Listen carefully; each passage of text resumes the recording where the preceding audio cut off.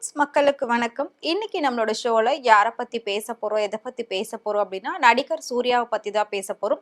நடிகர் சூர்யா தன்னுடைய 51வது பிறந்த நாளை ரொம்பவே கோலாகலமா கொண்டாடிக்கிட்டு வராரு. அதாவது அவருடைய பிறந்த நாளை அவர் கொண்டாடல, பட் அவரோட சார்பா அவரோட ரசிகர்கள் எல்லாருமே கொண்டாடிக்கிட்டு வராங்க.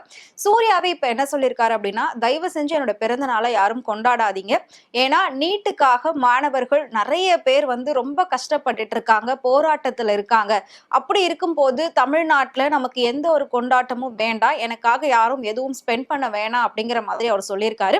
பட் என்னதான் இருந்தாலும் அவருடைய பிறந்த நாளை ரசிகர்களால கண்டிப்பா கொண்டாடாம இருக்கவே முடியாது. ஸோ பல இடங்கள்ல ரசிகர்கள் கேக் வெட்டி எல்லாருக்கும் இனிப்புக்கள்லாம் வழங்கி கொண்டாடிட்டு தான் இருக்காங்க. ஸோ ஒரு நல்ல மனிதரா வலம் வந்துகிட்டு இருக்காரு நடிகர் சூர்யா.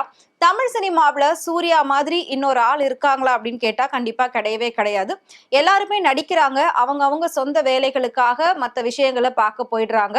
அதாவது நடிக்க ரசிகர் பட்டாளத்தை சேர்த்துக்கிட்டு அதை வச்சு தனக்கு எந்த மாதிரியான ஆதாயம் கிடைக்கும் அப்படின்னு சொல்லி அதை தேடிட்டு போயிடுறாங்க. அப்படி இருக்கிற பட்சத்துல நடிகர் சூர்யா மட்டும்தான் ரொம்பவே கஷ்டப்படக்கூடிய மாணவர்கள், படிக்க வைக்க முடியாத சூழ்நிலையில் இருக்கக்கூடிய பெற்றோர்கள், இவங்க எல்லாரையும் தேர்ந்தெடுத்து அவங்களுக்கு தேவையான கல்வி உதவியை செஞ்சிட்டு இருக்காரு. சோ நடிகர் சூர்யா ஒருத்தர் 2 பேருக்கு கல்வி உதவி செய்யல, அகரம் அப்படிங்கிற ஒரு ஃபவுண்டேஷன் ஆரம்பிச்சு ரொம்ப சக்சஸ்ஃபுல்லா பண்ணிட்டு இருக்காரு. அந்த ஃபவுண்டேஷன் மூலமா இன்னைக்கு பல ஆயிரம் மாணவர்கள் உருவாகி இருக்காங்க, பல டாக்டர்ஸ் அதுல இருந்து வந்திருக்காங்க, பல இன்ஜினியர்ஸ் வந்திருக்காங்க.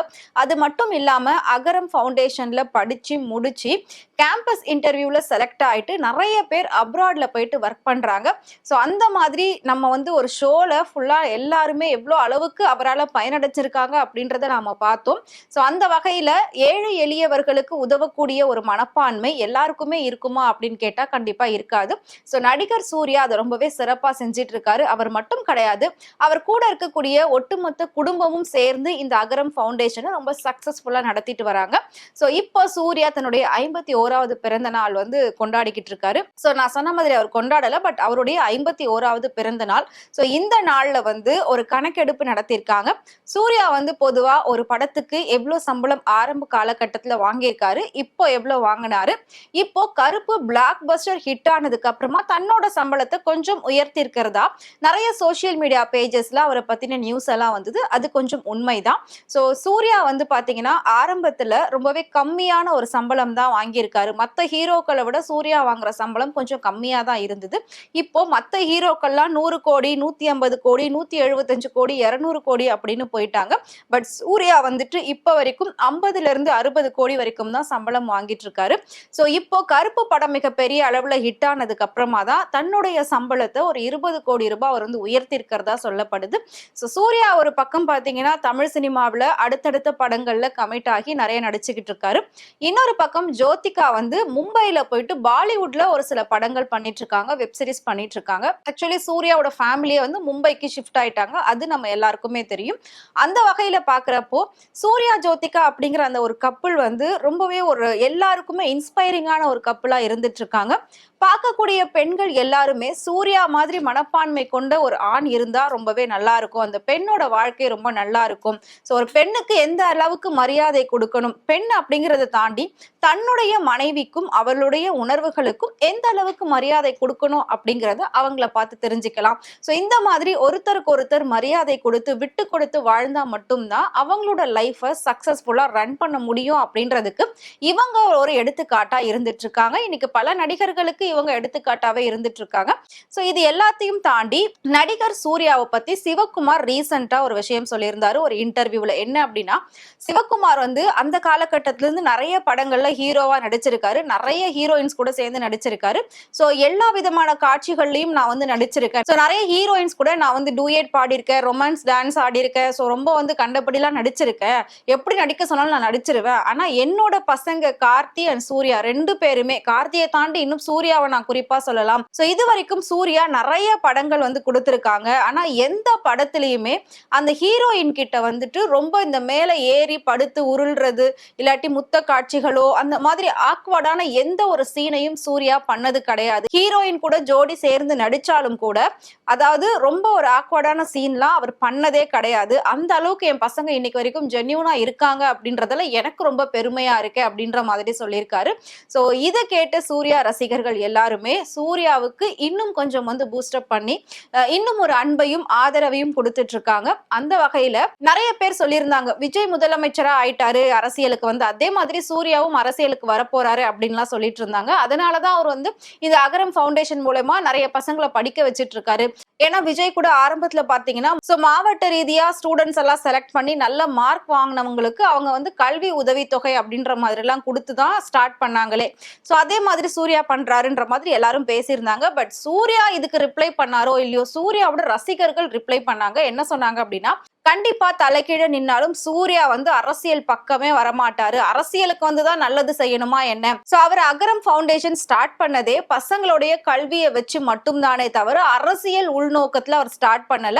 அவருடைய அகரம் ஃபவுண்டேஷன் கடைசி வரைக்கும் கல்விக்கான ஒரு இடமா தான் இருக்குமே தவிர ஏழை எளிய மாணவர்களுக்கு ஒரு ஏத்த இடமா இருக்குமே தவிர அரசியலுக்கு எந்த ஒரு இடமும் அது கொடுக்காது.